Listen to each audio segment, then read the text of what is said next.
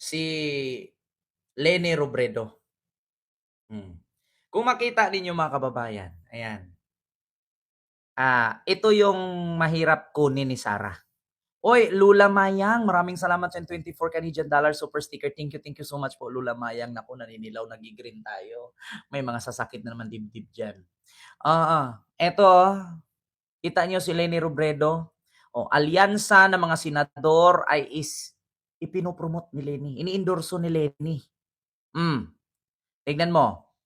Abalos, Pacquiao. Sino yung isa? Erwin Tulfo. Ito yung pinakamatinding kalaban. Ito yung pinakamatinding kalaban ni Sarah. Napilit kunin ni Sarah ang loob, pero hindi talaga pumapayag. Ikaw ba naman sabihang lutang? Ikaw ba naman sabihang peking vice president? Hindi mo ba yun dibdibin? Ayan. Ito yung mahirap kunin at mahirap talunin ni Sarah. Mga kakamping, ako po'y nananawagan sa inyo. Mga estudyante na mga butante, huwag niyo pong iboto yung mga senador ni Sarah. Bakit? Kapag binoto niyo yan ang gagawing puppet ni Sarah para hindi siya ma-impeach or ma-impeach. Ngayon, pag natalo yan, wala nang gulo ang ating bansa. Bakit?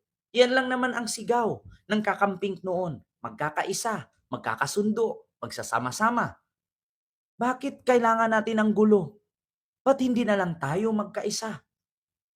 Mahirap naman kasi, sabi ko nga sa inyo, much better na magkaroon ka ng kaibigan na kaaway mo noon kaysa magkaroon ka ng kaaway na kaibigan mo. Dadagdagan ang kwento dyan. Iimbintuhan ka ng kwento. Gagawan ka ng kwento. Bakit? Hindi kasi nila kaya. Ang kinaya mo. Di ba? Tignan nyo, Leni Robredo. Anong sabi dito ni Leni kay Manny Pacquiao? We will always behind Manny Pacquiao. Walang nakita doon na we will always behind. Sino? Ipe? Malakas mangyakap yan, durog. Ito, tahimik lang na pumupunta dito pero walang tigil sa pagtulong kaya tutulungan din natin siya. Secretary, Senator na pala, Binhor Abalos. Ito pa, i-welcome po natin, Senator na hindi na congressman, Senator, hindi. Ayaw kong tulungan ito. Pag ito manalo, mga kababayan, yung inendorso ni Leni, isa.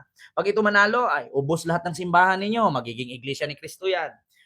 Ito sabi ni Leni sa isa. Malaki ang naitulong ng leadership niya. Kapag pumunta kami sa lugar at may sakuna, laging mayroong coordination with DSWD. Kaya grateful naman ako. Erwin Tulfo. Yan ang nag-iisang Leni Robredo. Mama Leni tumakbo ka sa 2028 election. Pulbo si alikabukan mo ang manok nila.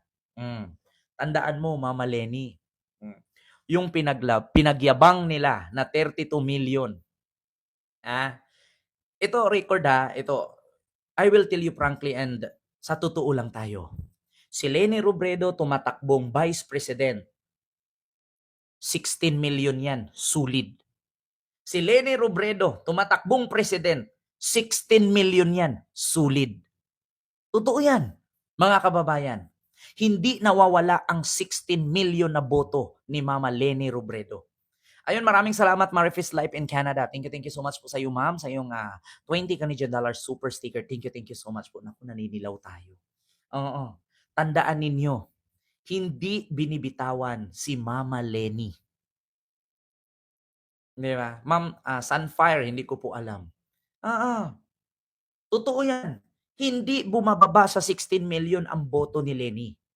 Kaya kung si Sara at si Leni maglaban sa 2028, alikabok ang sasalubungin ni Sara.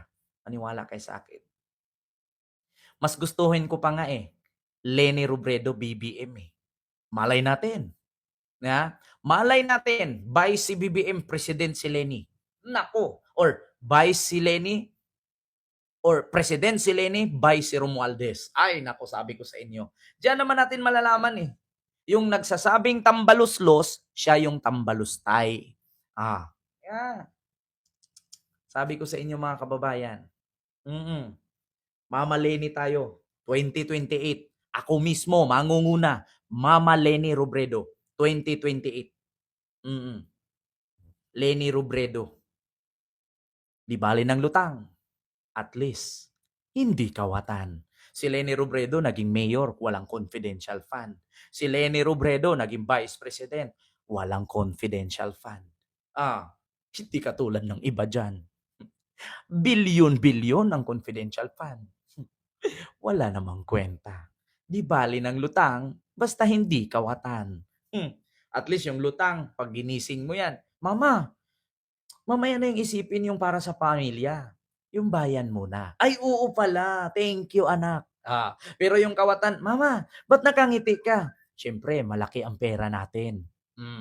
Di ba? Speaking of malaki ang pera, dito tayo mga kababayan. Franz Castro daw. At Attorney Claire Castro. Magkamag-anak, sabi ni Sarah.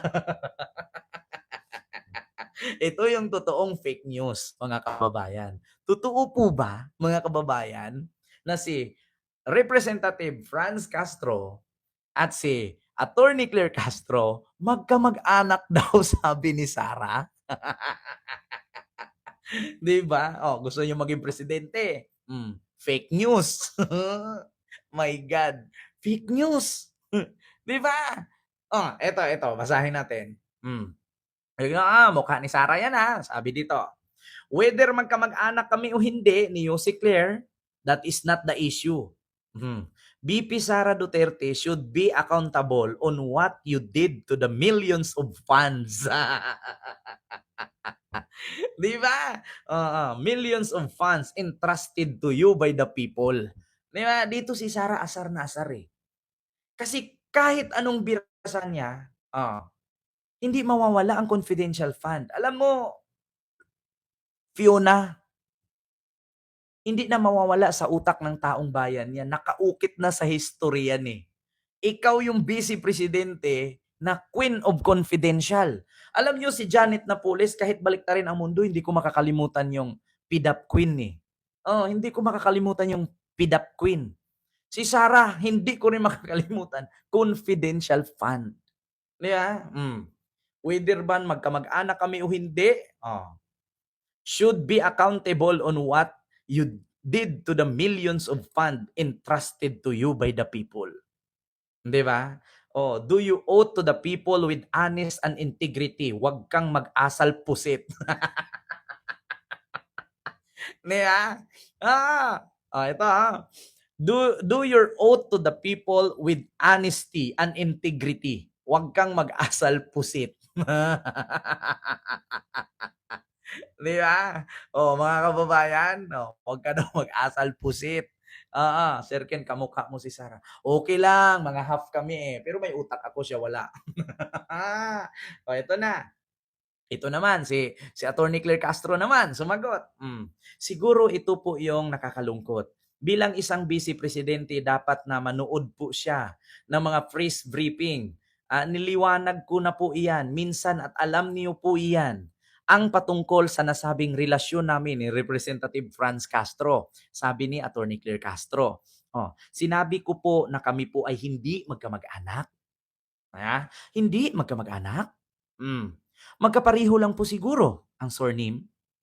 Pero hindi ko po ikakahiya kung siya man po ay naging kamag-anak ko dahil siya po ay makabayan. Masasabi po nating makabayan. Makatao rin po. Pero nagkataon lang po. Iba po kasi kaming magkamag-anak. 'Di ba? 'Yun ang sagot ni Attorney Claire Castro. Kung ako sa totoo lang,